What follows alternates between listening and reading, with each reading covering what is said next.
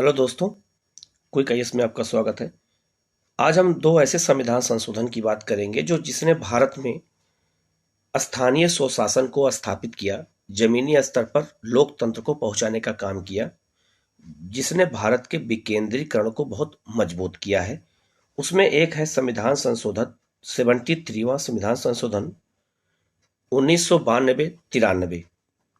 ठीक है, इन उससे पहले थोड़ा हम ये जान लेते हैं कि पंचायती राज व्यवस्था से जुड़ा हुआ है। तो पंचायती राज व्यवस्था के बारे में थोड़ा सा जान लेते हैं कि पंचायती राज व्यवस्था का जो उल्लेख है वो अनुच्छेद 40 में किया गया है। नाम उसका लिखा गया है ग्राम पंचायतों का संगठन।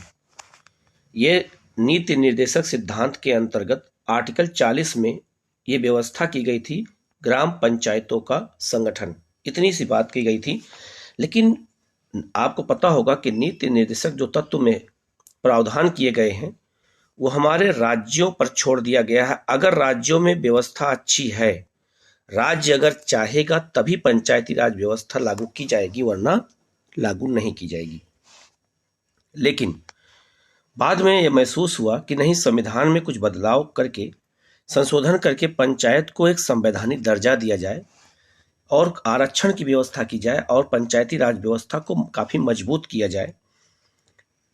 तो पंचायती राज व्यवस्था को मजबूत करने के लिए कुछ समितियों की स्थापना की गई है, जो एग्जाम में पूछा जाता है कि पंचायती राज व्यवस्था की प्रमुख समितियां कौन कौन सी हैं। तो पहली है बलवंत राय मेहता समिति, 1957 में बनाई गई थी और 59 में इसने अपनी रिपोर्ट दिया।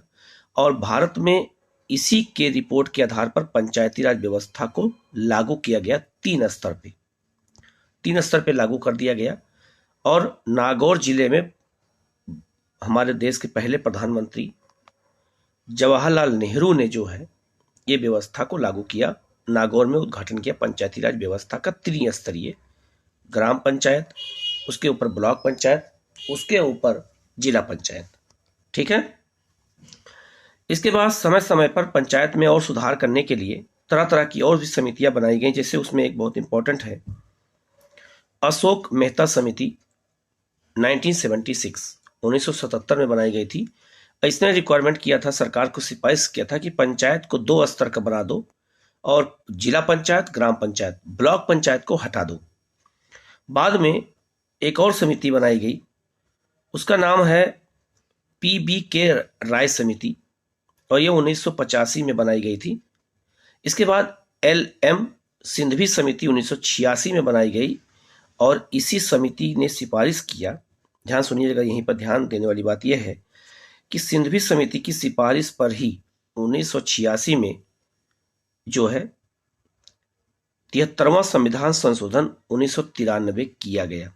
अगर एग्जाम में आपसे पूछा जाए कि 73वां संविधान संशोधन किस समिति की सिफारिश पर किया गया था, तो LM सिंघवी समिति की सिफारिश पर किया गया था, क्योंकि समिति ने कहा था कि पंचायत को संवैधानिक दर्जा दे दिया जाए।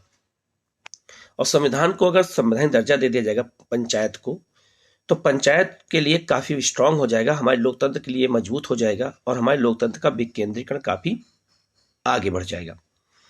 इसी को ध्यान में रखते हुए 73वां संविधान संशोधन किया गया। तो आपसे अगर एग्जाम में पूछा जाए कि पंचायती राज व्यवस्था को संवैधानिक दर्जा किस समिति की सिफारिश पर दिया गया, तो LM सिंघवी समिति की सिफारिश पर ही ये लागू किया गया है।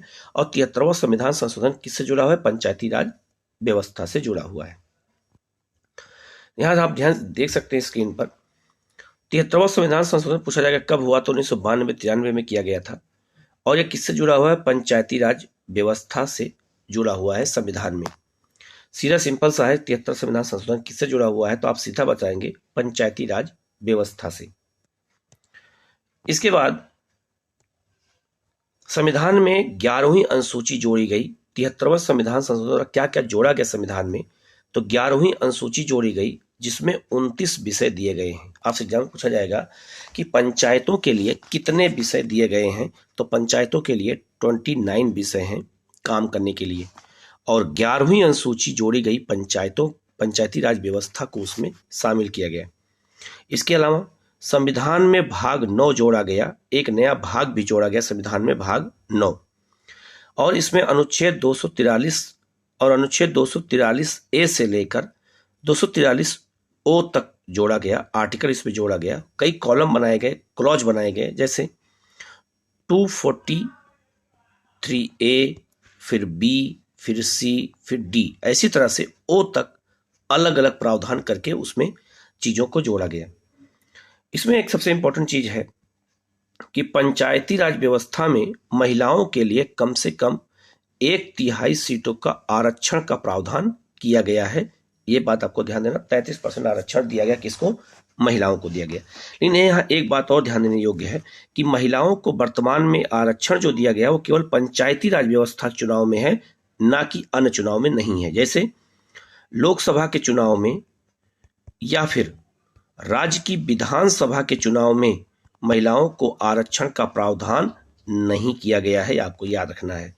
ठीक है, महिलाओं को अगर एग्जाम में पूछा जाए कि महिलाओं को आरक्षण का प्रावधान कहाँ किया गया है, तो केवल पंचायत के चुनाव में किया गया है, वो भी कितना परसेंट? 33%। लेकिन कुछ राज्य ऐसे हैं जो महिलाओं को 50% आरक्षण का प्रावधान करते हैं, जैसे उसमें एक है आपका बिहार, दूसरा है MP। ये दो स्टेट ऐसे हैं जो हाल में जो है महिलाओं को 50% आरक्षण का प्रावधान करते हैं। इन्होंने अपने विधानसभा के माध्यम से संशोधन करके महिलाओं को 50% आरक्षण दिया है। इसके बाद आगे चल के 74वां संविधान संशोधन उसी समय हुआ जो है, ये भी हमारे स्थानीय स्वशासन से जुड़ा हुआ है और पंचायत राज व्यवस्था को नगरों तक पहुंचाने का काम किया गया है। तो इसके अंतर्गत संविधान की 12वीं अनुसूची जोड़ी गई, किसके अंतर्गत? 74वें संविधान संशोधन के अंतर्गत। और पंचायतों, नगर पालिका की पंचायत जो है उसको 18 विषय दिए गए हैं। यहाँ ध्यान देने वाली बात है कि पंचायती राज व्यवस्था में 29 विषय हैं, जबकि नगर निगम में 18 विषय दिए गए हैं। याद रखना, पंचायतों के लिए 29 और नगर निगम के लिए 18 विषय दिए गए हैं। इसके बाद और क्या प्रावधान किया गया? तो पंचायती राज व्यवस्था के अंतर्गत नगरों में क्या किया गया कि एक नगर पालिका परिषद बनाई गई, ठीक है, नगर पालिका, नगर निगम बनाया गया और नगर परिषद से संबंधित प्रावधान किए गए। इसके अलावा भाग 9A जोड़ा गया, जहां पंचायतों के लिए भाग 9 जोड़ा गया था, वहीं नगर पालिका के लिए पंचायत जो भाग जोड़ा गया संविधान में वो 9A जोड़ा गया, याद रखना है। अनुच्छेद जोड़े गए 243P से लेकर के 243ZG तक के प्रावधान को इसमें जोड़ा गया और नगर पालिका में महिलाओं के लिए 33% आरक्षण का प्रावधान कर दिया गया। तो महिलाओं को नगर निगम में भी आरक्षण है और पंचायत में भी आरक्षण है, लेकिन कितना परसेंट? 33% इस संविधान में 73वें और 74वें संविधान संशोधन के द्वारा जोड़ दिया गया।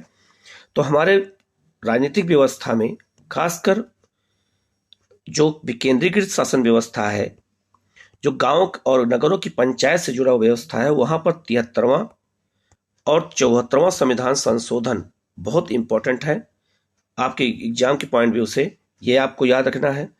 पंचायत से जुड़ी कौन कौन सी समितियां बनाई गई थी, यहाँ पर उनके कुछ नाम दिए गए हैं और वो कब बनाई गई थी, ये भी एग्जाम में आपसे मिलाने को आ सकता है, पूछा जा सकता है। इसके अलावा एक बात और आपको याद रखना है कि पंचायतों के से जुड़े जो पंचायत को संविधान में शामिल किया गया, संवैधानिक दर्जा दिया गया, वो किस समिति की सिफारिश पर दिया गया है? LM सिंघवी समिति की सिफारिश पर। कब बनाई गई थी? 1986 में। ये सब आपको याद रखना है। इससे जुड़ा हुआ कोई क्वेश्चन अगर आपके मन में है तो आप कमेंट बॉक्स में कमेंट कर दीजिएगा, आपको उसका सॉल्यूशन आपको बताया जाएगा। इसके अलावा आप जो है इस वीडियो को लाइक कर लीजिएगा, चैनल को सब्सक्राइब कर लीजिएगा और बेल आइकॉन को दबा दीजिएगा, जिससे आपको जल्द से जल्द नोटिफिकेशन मिल सके और परीक्षा से जुड़ी हुई हर जानकारी आप तक पहुंच सके। Okay, thank you.